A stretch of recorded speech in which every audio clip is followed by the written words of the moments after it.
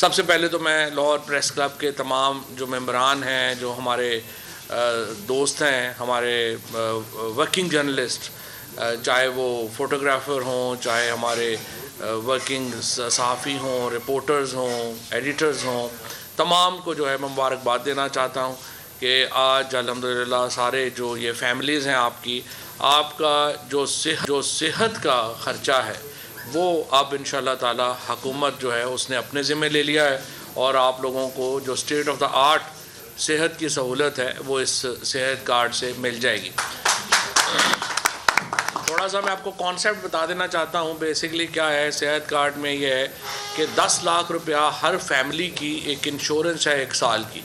सो जब भी कोई, उसमें हॉस्पिटल्स प्राइवेट भी शामिल हैं, उसमें गवर्नमेंट हॉस्पिटल्स भी शामिल हैं। सो आप जब किसी प्राइवेट अस्पताल में भी जाएंगे तो उसका जो आपका आईडी कार्ड नंबर है उसके ऊपर आप ट्रैक होंगे, और जो आपका अगर हॉस्पिटलाइजेशन होती है तो उसकी जो एक्सपेंस है वो सारे का सारा वो अब आपका कवर्ड है। सो सबसे ज़्यादा इसमें मुझे पता है कि हमारे जो स्पेशली जो सहाफ़ी दोस्त हैं, बड़े मैंने लोग देखे जहाँ पे प्रॉब्लम ही हो जाता है कि फॉर एग्जांपल मोटरसाइकिल का एक्सीडेंट हो गया। अब मोटरसाइकिल का एक्सीडेंट हो गया, वो हॉस्पिटल पहुँचा है, वो उसके पास पैसे नहीं हैं। लेकिन ये जो मसला है ये आप मुकम्मल तौर के ऊपर टेकन केयर ऑफ है। ये पाकिस्तान का जो प्रोग्राम है ये एक बिल्कुल नॉवल प्रोग्राम है जो वज़ीर-ए-आज़म इमरान खान ने शुरू किया, केपी में बहुत ज़बरदस्त तरीके से कामयाब हुआ।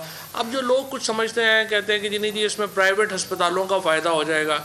जब तक प्राइवेट सेक्टर नहीं आएगा, एक इसमें सेहत में नहीं आएगा, एजुकेशन में नहीं आएगा, इतनी बड़ी पॉपुलेशन है, 21 करोड़ की पॉपुलेशन है, कभी भी मसले हल नहीं हो सकते। लिहाजा ये बहुत ही एक यूनिक प्रोग्राम है जिसमें एक तरफ तो जो सारी पॉपुलेशन है वो उसको इलाज की सहूलत मिल रही है, दूसरी तरफ जो प्राइवेट सेक्टर है जो हेल्थ में इन्वेस्ट करना चाहता है उसको ये मौका मिल रहा है कि वो आए और इन्वेस्ट करे और पाकिस्तान में सेहत की सहूलतें जो हैं उसको वो बड़ा करे। अच्छे अस्पताल अगर बनेंगे, आवाम को उससे गरज है, अच्छे इलाज से गरज है। और जो इसमें जो अभी तक जो सेहत के ऊपर आप देखिए कि मसलन सिंध हुकूमत जो है वो जितना पैसा खर्च कर रही है ये प्रोग्राम उसके आधे में होना है, लेकिन वहाँ पे पैसा इसलिए खर्च किया जाता है कि बिल्डिंग्स बनाने में पैसा, उसके बाद आपने एक डॉक्टर रख लिया, इन्होंने उसकी तनख्वाही जो है वो 76 लाख रुपया महीना रख दी एमएस की, जो इन्होंने कराची में रखा। आप देखिए सारे हॉस्पिटल बैठ गए, सारे हमारा सेहत का निज़ाम बैठ गया। तो ये एक बहुत बड़ी अपॉर्चुनिटी है जिसके ज़रिए हम जो पाकिस्तान तहरीक इंसाफ की हुकूमत है उसने ये फ़ैसला किया है कि तमाम जो हमारे तबका फ़िक्र हैं इसमें अमीर तरीन लोग भी शामिल हैं, इसमें मिडिल क्लास भी शामिल हैं, इसमें गरीब तरीन लोग भी शामिल हैं। सो सबसे बड़ा इसका जो फ़ायदा ये है वो ये है कि इसमें हर तरह के लोग शामिल हैं। अब बहुत सारे लोग कहते हैं कि जी आप अमीरों को क्यों दे रहे हैं। देखिए जो बहुत अमीर लोग हैं ना वो इलाज तो पाकिस्तान नहीं कराएंगे, वो तो बाहर चले जाते हैं। उसके बाद जो एक मिडिल क्लास आती है या लोग आते हैं उनके पास ऑप्शन है कि वो अपने इलाज जो है वो किस तरीके से कराते हैं। लेकिन असल बात यह है कि आप एक इक्वलिटी दे रहे हैं कि आप तमाम जो गरीब लोग हैं उनको भी वही इलाज दे रहे हैं जो पाकिस्तान में अमीर तरीन लोगों को भी मुयसर है। और सबसे बड़ा मसला मिडिल क्लास का है। हमारी जो सैलरीड क्लास है, सफ़ेद पोश लोग हैं, वो अच्छे इलाज के लिए जो है वो किसी से हाथ भी नहीं फैला सकते, और वो इलाज भी उनके लिए जो है वो इम्पॉर्टेंट है, अच्छा इलाज भी होना चाहिए। सो मेरे ख़्याल में इससे जो सबसे बड़ा तबका जिसको फ़ायदा होगा वो सफ़ेद पोश तबका है और मिडिल क्लास का तबका है।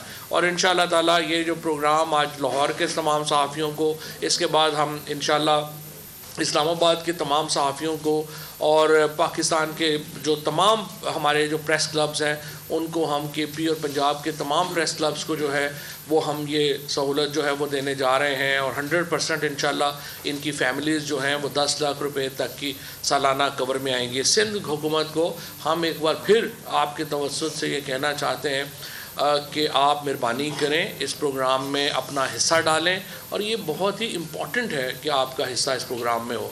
इसके साथ साथ मैं आपको ये भी बताना चाहता हूँ कि जो हमने प्राइम मिनिस्टर साहब का जो प्रोग्राम है आपका, जिसमें हम कम आमदनी के लोगों के लिए हाउसिंग फैसिलिटी दे रहे हैं, उसमें भी अल्हम्दुलिल्लाह अब हमने आके सहाफ़ियों को शामिल करा लिया है और तमाम सहाफ़ी पाकिस्तान के जो हैं वो इंटाइटल्ड होंगे वज़ीर आज़म के हाउसिंग स्कीम से फ़ायदा उठाने के लिए। उसके लिए जो 5 मरले तक का जो घर है उसके ऊपर 30 लाख रुपये 27 लाख का कर्ज़ा जो है वो बिल्कुल कम सूद के ऊपर है और 3 लाख रुपया तो हुकूमत मुफ्त दे रही है, यानी 30 लाख रुपया जो है वो हम उसमें जो है वो इमदाद कर रहे हैं अपना घर बनाने के लिए। और उसके बाद 1 कनाल के लिए भी और बाकी जो हैं उनके लिए भी हम जो है वो बहुत ही जो है वो सस्ते कर्ज़े जो हैं वो लेके आए हैं, क्योंकि मुझे पता है मेरा तो आज़म चौधरी साहब ने और मैं जो है वो लिटरली जो है वो बचपन के दोस्त हैं। कहने वाली बात नहीं है, वाकई बचपन के दोस्त हैं। मैंने पिछली दफ़ा भी जब मैं यहाँ आया था तो मैं बता रहा था कि 93 में मेरे ताज और अल्ताफ़ साहब जो पंजाब के गवर्नर बने तो उस वक़्त मैं गवर्नमेंट कॉलेज में पढ़ता था और मैं रहता गवर्नर हाउस था। तो वहाँ पे जो है वो मुझे वहाँ से ताहिर मजीद साहब जो थे एडिटर थे पाकिस्तान के, खालिद क़यूम साहब यहाँ बैठे हैं, नईम मुस्तफ़ा, ये तमाम लोग हम जो है सारी जो है इन्होंने बड़ा मुझे ख़राब भी किया।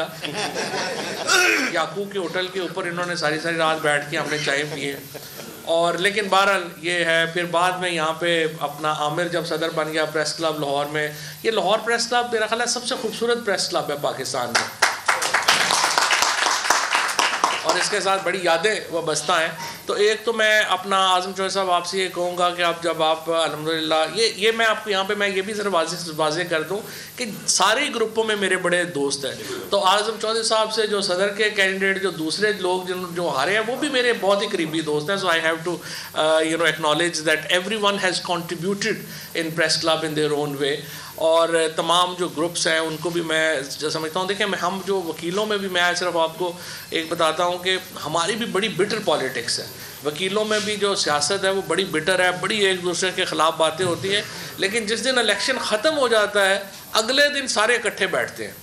तो मुझे उम्मीद है कि जो हमारी जो सहाफ़ी बरादरी है और प्रेस क्लब है वहाँ पे भी यही रवायत होगी कि इलेक्शन ख़त्म हो जाएगा तो फिर हम सब मिल के एक दूसरे के साथ जो है वो कदम से कदम बढ़ा के आगे जो है वो चल पाएंगे।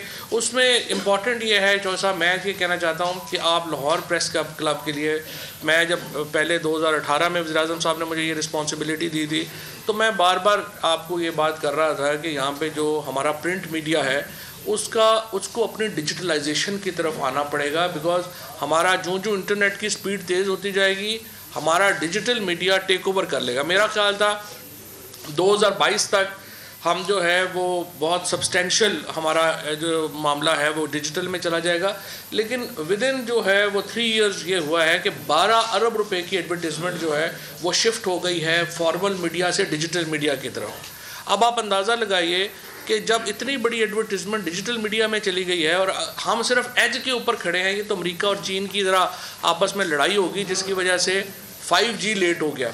अब 5G जो ही आ जाएगा, 5G उतना ही बड़ा इनकलाब है जितना बड़ा इंटरनेट इटसेल्फ है, क्योंकि उसमें जो 1.5 घंटे की फ़िल्म है वो 3.5 सेकेंड में डाउनलोड होती है। अब आप मुझे बताइए जब इंटरनेट की स्पीड 5G पे चली जाएगी जो ज़्यादा से ज़्यादा 3 नहीं तो 5 सालों में चली जाएगी, तो आपको एक और बहुत बड़े रेवोल्यूशन का सामना होगा। और हमारा जो एग्जिस्टिंग मीडिया मॉडल है उसको तैयार होना चाहिए उस रेवोल्यूशन का मुकाबला करने के लिए। तो एक तो मैं आज इंशाल्लाह ताला ये कर रहा हूँ कि हमने कराची में IT मिनिस्ट्री ने जो है वो कराची प्रेस क्लब को एक डिजिटल मीडिया लैब बना करके दी है। हम इंशाल्लाह लाहौर प्रेस क्लब को भी डिजिटल मीडिया लैब बना के उसमें आप तमाम जो लोग हमारे दोस्त यहाँ पे YouTube के ऊपर अपने चैनल्स लॉन्च करना चाहते हैं उनको एडिटिंग की फैसिलिटीज़ वहाँ पे मिल जाएंगी। वहाँ पे आपको पूरा एक स्पेशल इफ़ेक्ट्स डालने की फैसिलिटीज़ मिल जाएंगी और थोड़ा ट्रेनिंग भी जो है वो भी हम स्पेशली जो यंगस्टर्स हमारे नए सहाफ़ी आ रहे हैं उनके लिए जो है वो बड़ा एक अपॉर्चुनिटी होगी कि वो उससे सीख सकें। दूसरा ये है जी कि जो लाहौर प्रेस क्लब का या जो पाकिस्तान के जो तमाम हमारा जो एक ओवरऑल वर्किंग जर्नलिस्ट के लिए हमने जो काम किया है, आपने कहा कि जो हमें बड़ी खुशी होती है, ये तमाम लोगों को खुशी नहीं होती है क्योंकि आमतौर पे मैं मालिकान को ये कहता रहता हूँ कि खुदा के लिए को वर्किंग जर्नलिस्ट का भी ख्याल करें।